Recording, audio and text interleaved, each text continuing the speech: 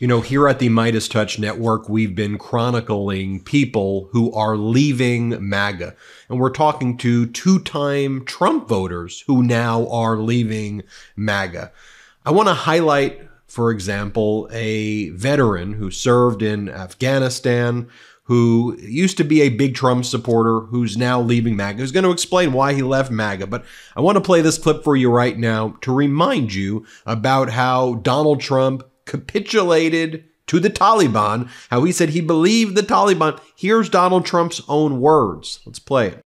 I'll be meeting personally with Taliban leaders in the not too distant future.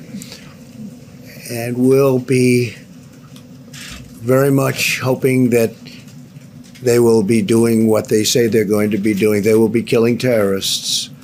They will be killing some very bad people. We want to bring our people back home.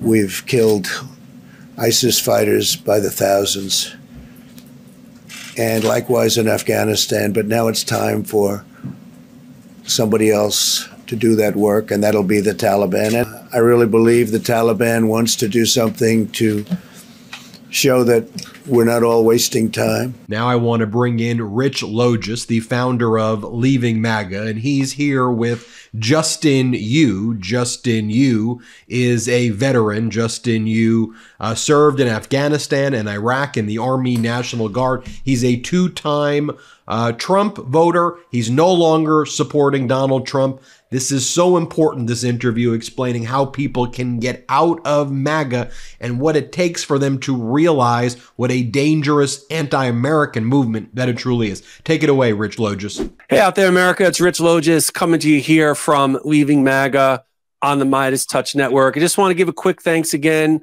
All of the views, all the engagement, all the comments, most of you loving, some of you loathing our Leaving MAGA videos and conversations we've been having. Again, you can find those at the MeidasTouch Network.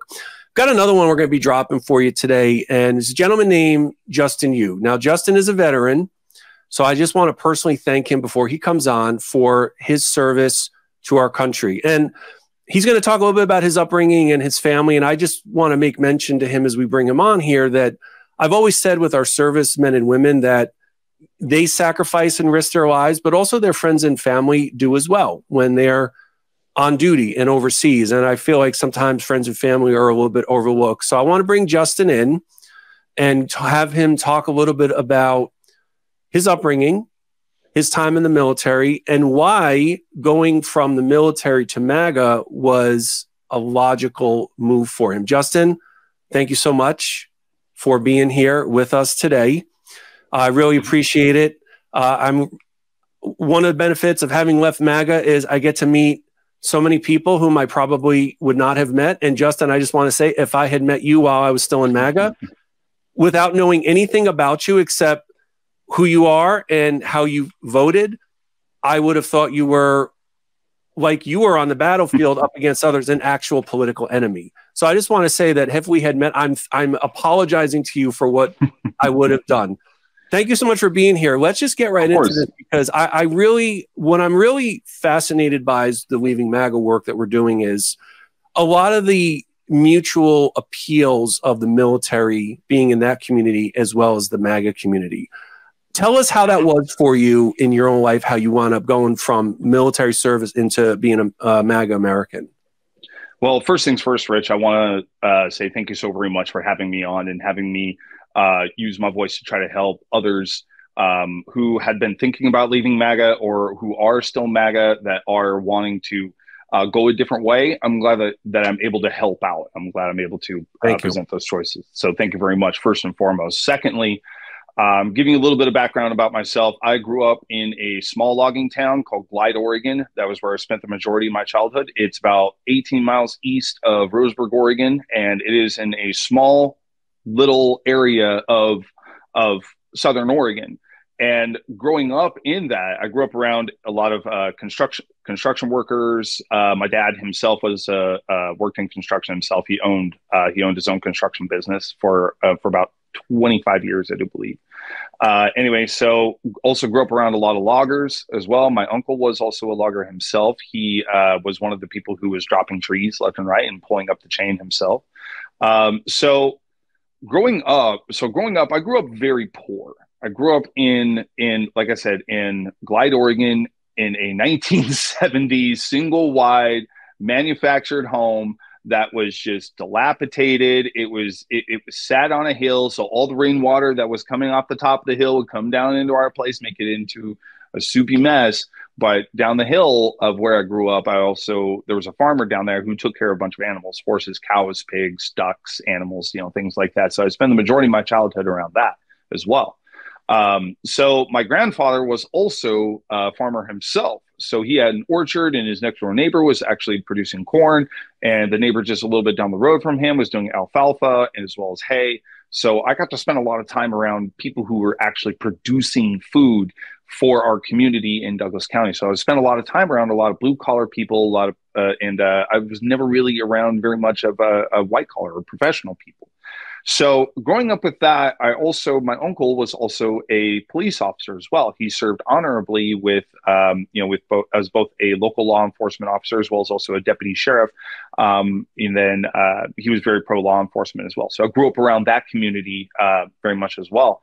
And then, of course, throughout my childhood, I was heavily influenced about the military, because I told my mom ever since I was a little kid, I said, hey, I either want to be an army man or I want to be a policeman. So I chose, when I became old enough, 9/11 happened.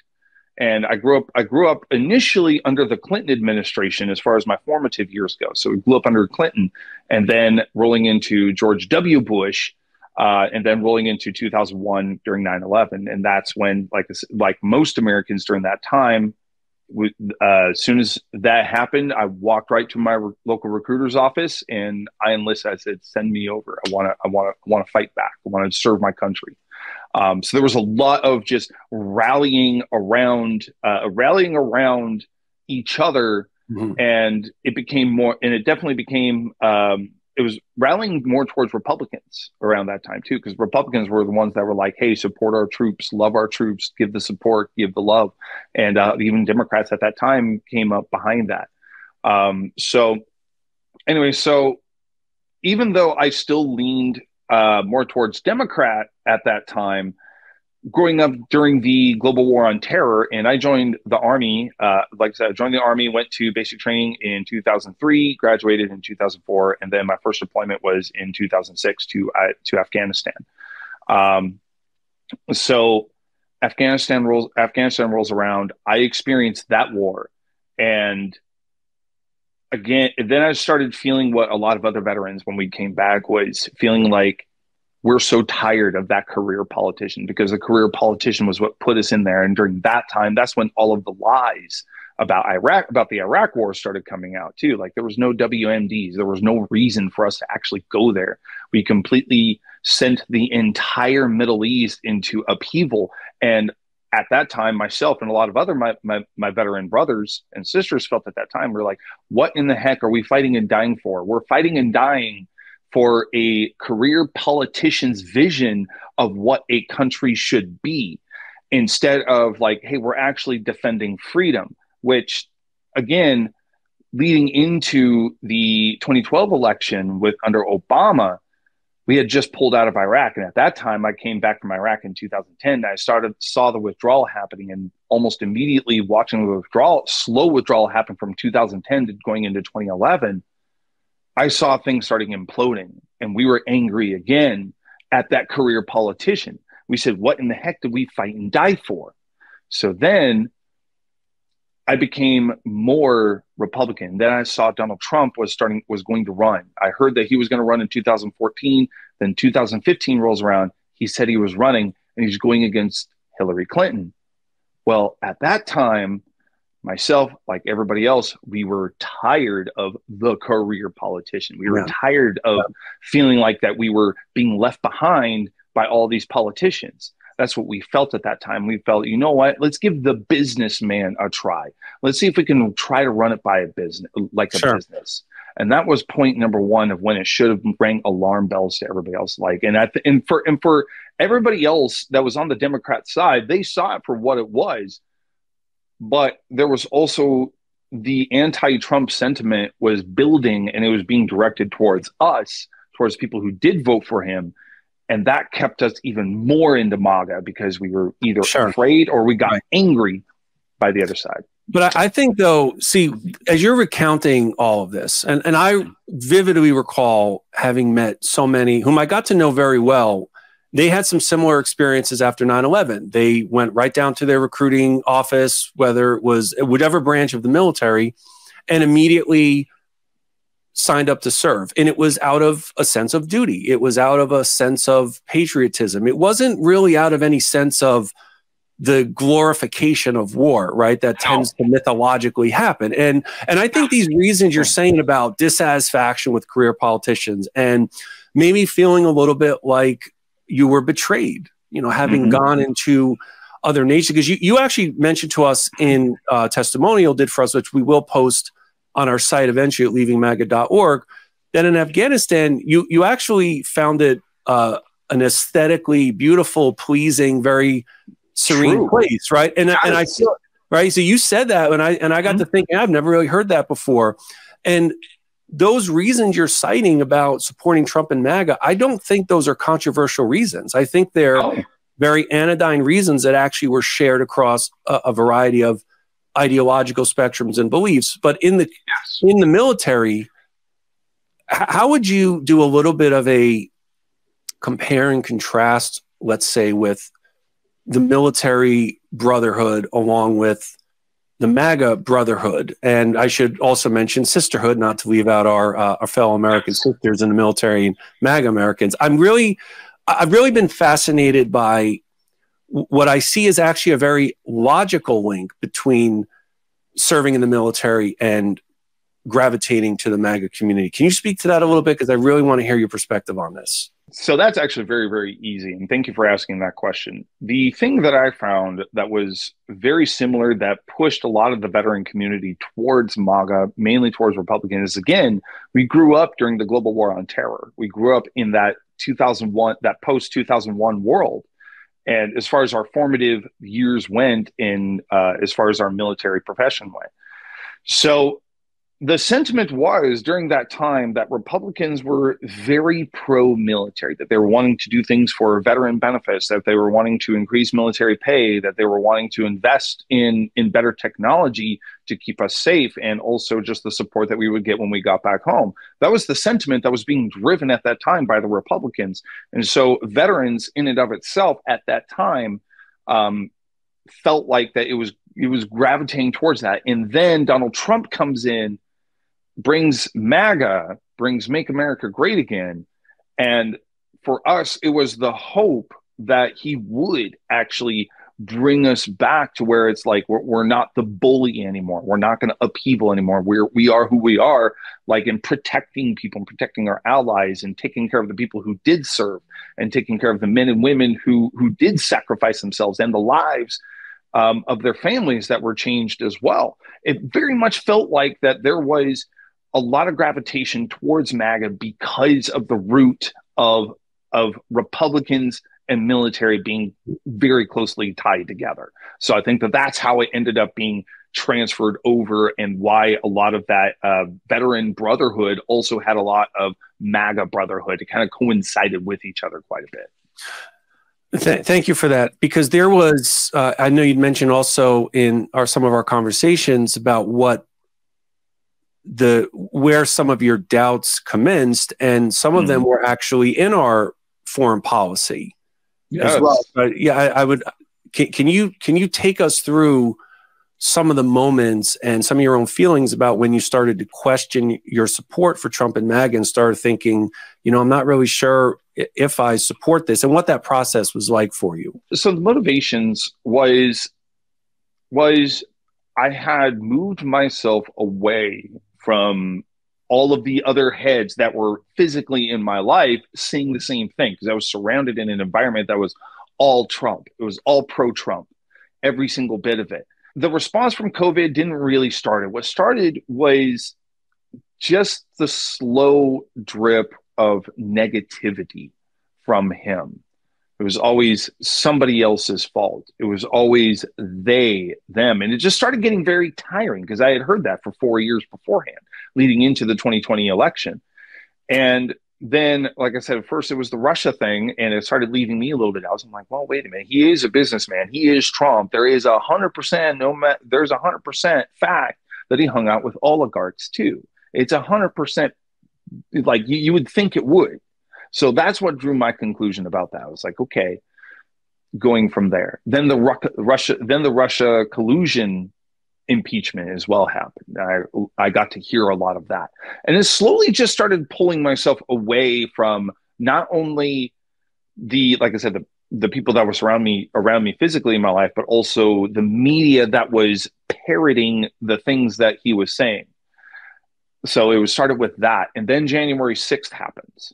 Mm-hmm. So January 6th to me was when that moment actually started my removing myself from MAGA, for trying to see things for what it is and actually listening to more than just a few voices. It started listening to a variety of different voices, and then I just slowly started waking up.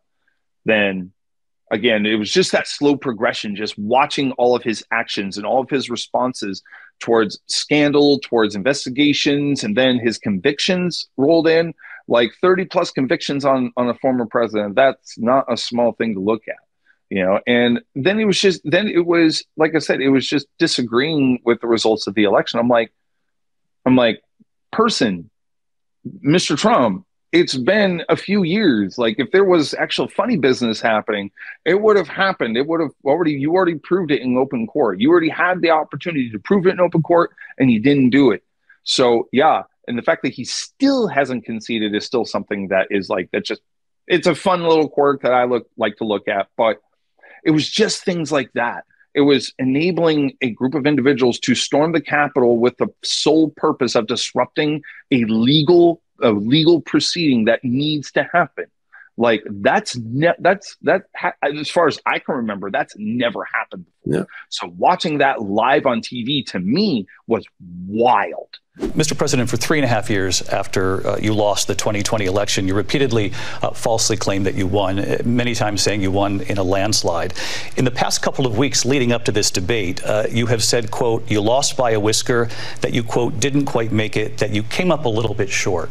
I said that? Are you now acknowledging that you lost in 2020? No, I don't acknowledge that at all. I said that sarcastically. You know that. It was said, oh, we lost by a whisker. That was said sarcastically. The biggest moment was watching the debate. That was when I started making that post, like, oh my gosh, this is why I'm turning away from MAGA. I felt comfortable, felt confident about it. And that was because of Vice President Harris feeling like that she's having us unite in purpose about politics and about our government, and not about anything disastrous. Like, she's enabling us to have, I've been seeing all over TikTok of people having just nice, polite debates. Sure, people are still getting at each other, but people do that. You have differences, and people have been so angry at each other for so long, it's hard to let go. But people are letting go of that. And I think that Vice President has a lot to do with that. You know, I think, thank you. I just think it's so remarkable how so many of the Leaving MAGA stories so similarly track in so many different ways, even though each of us, we're individuals and we have our experiences and our traumas and our influences growing up. And I imagine for some who might be watching, they may think, well, there's a lot that went into the reasons Justin left and the time of it. And I understand to some extent why some are very exasperated and might think, well, how come you didn't leave after this event or that event or a combination of events? But this is not how people really extract themselves out of these really toxic communities. And, you know, I can really hear, and from our conversations and what you're saying, it really was a gradual process for you. I always joke that my personal and political epiphany, to paraphrase the late Ernest Hemingway, happened gradually and then suddenly all at once. And I find that that's actually quite common. So I really appreciate just how candid you are and the vulnerability of really trying to work through all of these various moments in which the doubt just keeps growing and growing until there's a point where you say, like I did, can't support this anymore. Justin, I want to ask you one last question because, again, I want to get your take on this as a service member.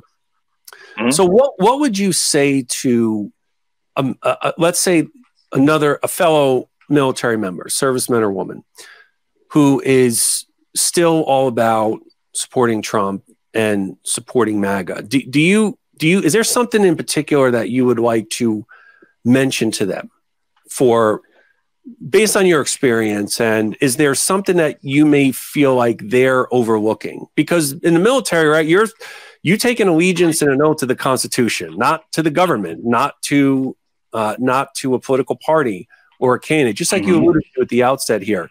Is there something that you maybe feel like veterans who, for sincerely held beliefs and reasons, are still supporting Trump, but is there something that they're missing that you feel like you can shed some insight on for them? Yes, I do believe so. What I think the number one thing is just to listen to him. Don't listen to anybody else that's around him. Don't listen to all the right-wing podcasters. You know who they are, and that's okay. But pull away from them for a minute and listen to just him.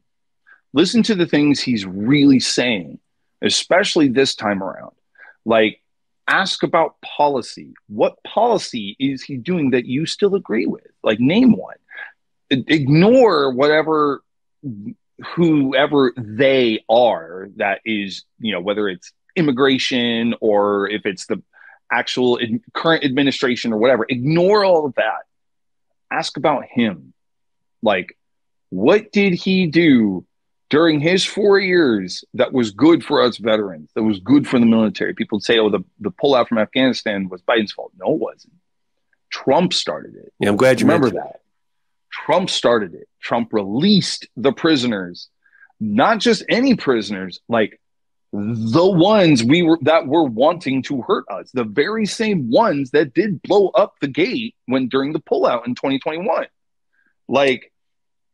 That started with Trump because he wanted to give the Taliban, again, he felt that he was giving the Taliban something for them to hold back on pushing forward and trying to push forward. But really all they were doing, they were just biding their time. So the pullout of Afghanistan with all that equipment there, that wasn't Biden's fault. That was Trump. First, thank you. President Trump, your response to her saying that you began the negotiations with the Taliban. So if you take a look at that period of time, the Taliban was killing our soldiers, a lot of them, with snipers. And I got involved with the Taliban because the Taliban was doing the killing. That's the fighting force within Afghanistan. They don't bother doing that because, they deal with the wrong people all the time. But I got involved. And Abdul is the head of the Taliban. He is still the head of the Taliban. And I told Abdul, don't do it anymore. You do it anymore, you're going to have problems. And he said, why do you send me a picture of my house? I said, you're going to have to figure that out, Abdul. And for 18 months, we had nobody killed. We did have an agreement negotiated by Mike Pompeo. It was a very good agreement. The reason it was good, we were getting out. We would have been out faster than them, but we wouldn't have lost the soldiers. We wouldn't have left many Americans behind, and we wouldn't have left $85 billion worth of brand new, beautiful military equipment behind. And just to finish, they blew it. The agreement said you have to do this, and they didn't do it. They didn't do it. The agreement was terminated by us because they didn't do what they were supposed to do. I want to move on. And these people did the worst withdrawal and, in my opinion, the most embarrassing moment in the history of our country. And by the way, that's why Russia attacked Ukraine, because they saw how incompetent she and her boss are. President Trump, thank you. The military legally, or at that time, were ordered not to take it. That's right. They said, don't leave it there. They said, leave it there, just go.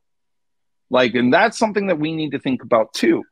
And the other part is yes, we don't like career politicians. Nobody really does. Okay. At the same time, think about who we as Americans genuinely don't like, which is major corporations. We don't like corporations. Guess who Trump is? Trump is corporate. He is not just corporate. He is one of the corporate guys. That's how he thinks. He thinks in that maximizing profit type of mindset. And that's not, I don't want to say that's his fault in the world that he grew up in, but he was. he grew up in not only in a very old, outdated generation, in that 1940s, 50s, 60s civil rights era type of upbringing, but he has also been very rich. He is the rich guy. Remember back in the 80s and 90s, it was like you heard about Trump equaled wealth. Right. And that was the appeal, right? It's like that. Yes. That was there was this, yes. One of the appeals of the camp when he first ran was being an unknown. And I think that people took some, I think it's very rational that some Americans said, okay, as an unknown, willing to take a chance, willing to take a calculated risk here and wager. And that was certainly for me part of the appeal. And, you know, as far as military, this is one point I do want to mention also as we near the end here, is that when I look back at the burgeoning curiosity that I had about the Trump campaign after he declared in the summer of 2015, in hindsight, the moment I should have run, the moment my curiosity should have ceased and desisted was when he said what he said about the late Senator John McCain. Oh my gosh! I like those who aren't captured. Looking back on it, if I ever meet Meghan McCain or Mrs. Cindy McCain, I'm going to give them an especial apology. That is when I should have run very, very fast, because you've also got these other events like the suckers and losers comments, right? And you have people like General John Kelly, a highly, highly venerable and decorated military officer who served in an impossible role as a chief of staff to Trump, and he's corroborated these remarks. And yes, I know that we all weren't in the room when it was allegedly said, but I always said with Trump, when you think about a lot of the worst statements that he's accused of making and alleged, I always ask people, is it believable, though, that he would have said that? And I think the fact that it is so believable that he would have said that it really tells us, I think, so much about just who he is as a person. And as I go out and about, and those who are undecided for this election, one of the reasons, excuse me, that they're undecided is, and they don't want to vote for Trump, is because of character. And I think that you have just really so well, in summation, highlighted how, as a veteran dedicated to our democracy, you could not and would no longer support this person. And Justin, I just want to say, you know, I'm proud of you. I thank you for your service. It takes an intrepid person to do everything that you have done in your life, to go through a poor upbringing into the military, and to go through this transformative process of being in MAGA and leaving. You've also got a lot of shorts out there that you do on socials. Where can people find you? Where can people find you and watch all those? I really love those vignettes that you've done. That's how I discovered you. So where can people find you? You can find me on TikTok. My TikTok is @thatguyu, or just search Papa U on the search bar. You can find me up, or Papa U, or Justin U as well. So okay, find me on free.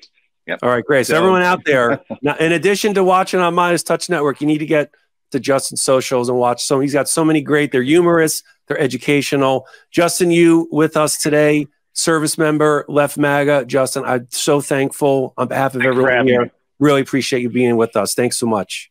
Yeah, thank you for having me. I really appreciate you guys. Thank you. Hey, America, if you like this video, be sure to subscribe down below so you don't miss any of our Leaving MAGA and MeidasTouch Network updates and Leaving MAGA videos. As always, thanks so much for watching. Love this video? Make sure you stay up to date on the latest breaking news and all things Meidas by signing up to the MeidasTouch newsletter at MeidasTouch.com/newsletter.